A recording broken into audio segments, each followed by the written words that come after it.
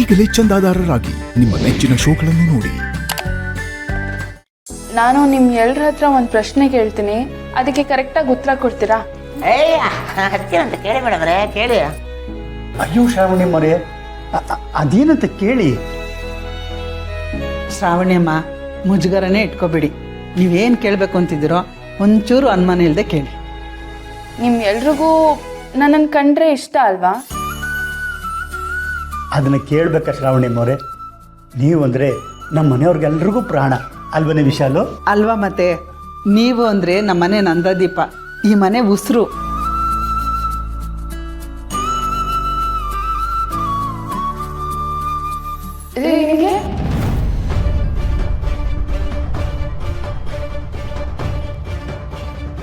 ಹೇಳ್ರಿ, ನಿಮಗೂ ನನ್ನನ್ನು ಕಂಡ್ರೆ ಇಷ್ಟನೇ ಅಲ್ವಾ?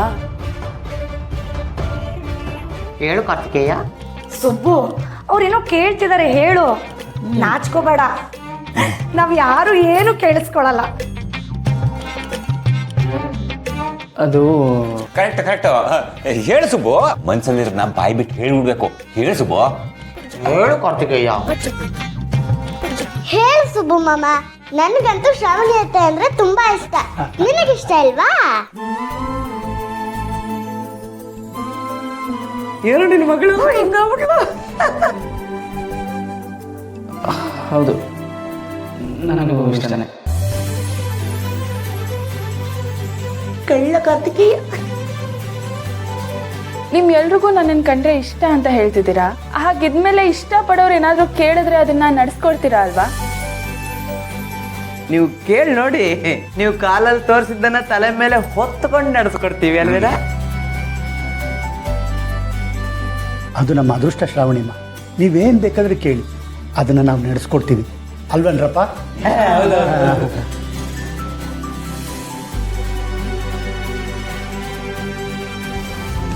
ನನ್ನ ಮಾತನ್ನ ಎಲ್ಲರೂ ನಡ್ಸ್ಕೊಡ್ತೀರಾ ಅಂತ ಹೇಳಿದ್ದೀರಾ, ಆದರೆ ಒಂದು ಕಂಡೀಷನ್ ಇದೆ. ನಾನು ಏನೇ ಹೇಳಿದ್ರು ಯಾಕೆ ಏನು ಅಂತ ಯಾರು ಪ್ರಶ್ನೆ ಮಾಡಬಾರ್ದು. ಎಂತ ಮಾತಾಡ್ತೀರಾ ಮೇಡಮ್ ಅವರೇ? ನೀವೇನಾದರೂ ಕೇಳಿದ್ರೆ ಅದಕ್ಕೆ ಪ್ರಶ್ನೆ ಮಾಡುವಂಥ ಮನಸ್ಸಾಗ್ಲಿ ಧೈರ್ಯ ಆಗಲಿ ಈ ಮನೆಯಲ್ಲಿ ಯಾರಿಗಿದೆ? ನೀವೇನೇ ಮಾಡಿದ್ರು ಎಲ್ಲರ ಒಳ್ಳೆಯದಕ್ಕೆ ಮಾಡ್ತೀರಿ ಅನ್ನೋ ನಂಬಿಕೆ ನಿಮ್ಮ ಮೇಲೆ ಎಲ್ಲರಿಗೂ. ಅದೇನು ಅಂತ ಹೇಳಿ ಮೇಡಮ್ ಅವರೇ. ಆಕಾಶ ಭೂಮಿ ಒಂದಾಗ್ಲಿ, ತಲೆ ಮೇಲೆ ತಲೆ ಬೀಳಲಿ, ನಾವೆಲ್ಲರೂ ಸೇರ್ಕೊಂಡು ನಡ್ಸ್ಕೊಡ್ತೀವಿ ಅಲ್ವೇನಪ್ಪ ಕಾರ್ತಿಕೇಯ? ಹೌದು ಕಾಂತ. ಮತ್ತೆ ಮೇಡಮ್, ನಿಮ್ಮಿಂದ ಮನೆಯವರೆಲ್ಲರೂ ತುಂಬ ಖುಷಿಯಾಗಿದ್ದಾರೆ. ಅಂಥದ್ರಲ್ಲಿ ನೀವು ಹೇಳೋ ಒಂದು ಮಾತನ್ನು ನಡೆಸ್ಕೊಡಲ್ಲ ಅಂತ ಹೇಳ್ತೀವ? ನೀವು ಏನಾದರೂ ಹೇಳಿ, ಯಾಕೆ ಏನು ಎತ್ತ ಅಂತ ಯಾರೂ ಕೇಳಲ್ಲ. ಮನೆಯವರೆಲ್ಲರೂ ನೀವು ಹೇಳಿದ್ದಕ್ಕೆ ಒಪ್ಕೊತಾರೆ ಅಂತ ಮನೆಯವ್ರ ಪರವಾಗಿ ನಾನು ಪ್ರಾಮಿಸ್ ಮಾಡ್ತಾ ಇದ್ದೀನಿ. ಒಬ್ಬ, ನನಗೀಗ ಸಮಾಧಾನ ಆಯಿತು. ಹಾಗಾದರೆ ನೀವೆಲ್ಲರೂ ನಿಮ್ಮ ಲಗೇಜ್ ಪ್ಯಾಕ್ ಮಾಡ್ಕೊಳ್ಳಿ. ನಾಳೆ ನಾವೆಲ್ಲರೂ ಒಂದು ಜಾಗಕ್ಕೆ ಹೋಗ್ತಾ ಇದ್ದೀವಿ.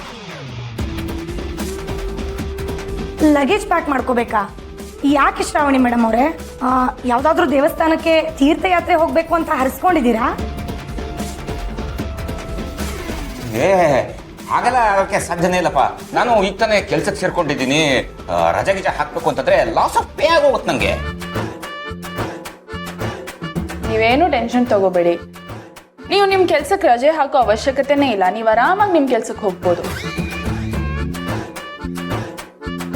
ನೀವು ಅಷ್ಟೇ ರೀ, ನಿಮ್ಮ ಕೆಲ್ಸಕ್ಕೆ ನೀವು ಆರಾಮಾಗಿ ಹೋಗ್ಬೋದು. ಏನು ಹೇಳ್ತಿದ್ರಿ ಶ್ರಾವಣಿಮ್ಮ? ಇಷ್ಟಕ್ಕೂ ನಾವು ಹೊಡ್ತಿರೋದಾದ್ರೂ ಎಲ್ಲಿಗೆ? ನಮ್ಮ ಮನೆಗೆ.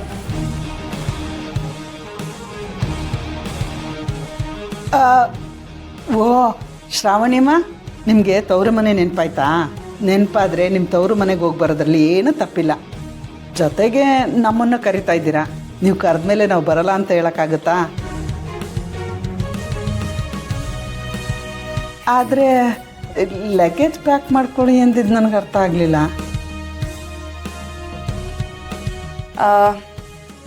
ನಾವು ಅಲ್ಲಿಗೆ ಹೋಗ್ತಿದ್ದೀವಿ ನಿಜ, ಆದರೆ ಅಲ್ಲಿಗೆ ಹೋಗಿ ಮತ್ತೆ ವಾಪಸ್ ಬರೋದು ಒಂದಿನ ಆಗ್ಬೋದು, ಅಥವಾ 2 ದಿನ ಆಗ್ಬೋದು, ಅಥವಾ 1 ತಿಂಗಳಾದರೂ ಆಗ್ಬೋದು.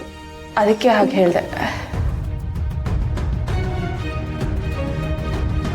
ಮೇಡಮ್ 1 ತಿಂಗಳು ನಾನಲ್ಲಿ ಏನು ಮಾಡಲಿ? ಇಷ್ಟು ಜನ ಅಲ್ಲಿ ಏನು ಮಾಡೋಕ್ಕಾಗುತ್ತೆ? ಹೇಗಿರ್ತಾರೆ?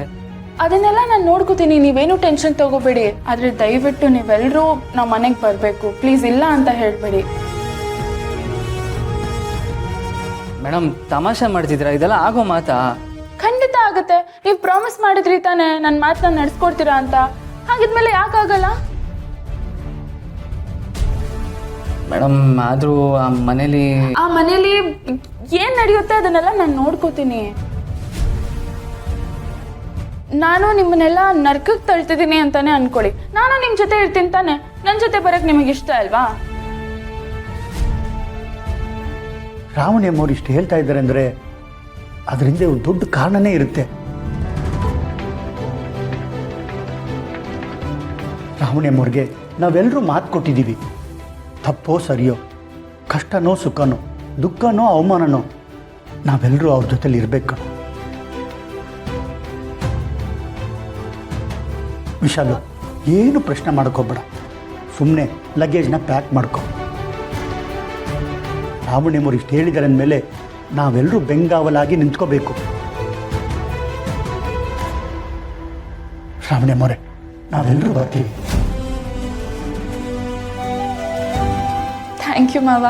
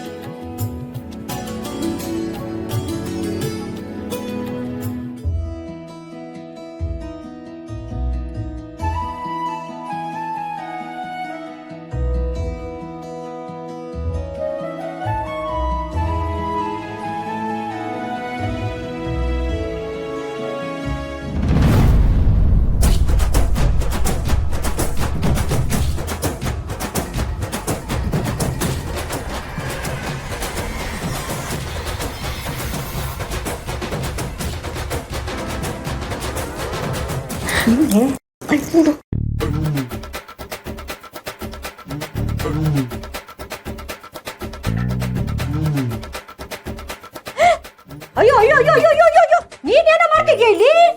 ಅಮ್ಮ ಇವತ್ತು ಆಫೀಸಿಗೆ ರಜಾ ಇತ್ತಲ್ವಾ, ನಂಗೂ ಮನೇಲಿ ಕೂತ್ ಬೋರ್ ಆಗ್ತಿತ್ತು. ಅದಕ್ಕೆ ವರಲಕ್ಷ್ಮಿಗೆ ಮನೆ ಕೆಲಸದಲ್ಲಿ ಹೆಲ್ಪ್ ಮಾಡ್ತಾ ಇದ್ದೀನಿ. ಅಯ್ಯೋ ಭಗವಂತ, ಏನೋ ಮಾತಾಡ್ತಿದ್ಯಾ ನೀನು? ಅಡ್ಗೆ ಮನೆ ಕೆಲಸ ಮಾಡೋದಾ? ಏನೋ ಇದು, ಏನೋ ಕರ್ಮ ಇದು. ಅಯ್ಯೋ ಇದಕ್ಕೆ ಏನೋ ನಿನ್ನ ನಾನು ಕಷ್ಟಪಟ್ಟು ಹೆತ್ತು ಹೊತ್ತು ಕಷ್ಟಪಟ್ಟು ನಿನ್ನ ಸುಖವಾಗಿ ಸಾಕಿರೋದು. ಅಡ್ಗೆ ಮನೇಲಿ ಕೆಲಸ ಮಾಡಕ್ಕೇನೋ? ಅಲ್ಲ ಕಣೋ, ಗಂಡ್ಮಕ್ಳು ಬಂದು ಅಡ್ಗೆ ಮನೇಲಿ ಕೂತ್ಕೊಂಡ್ರೆ ಈ ಮನೆ ಶೋಭೆ ಏನೋ?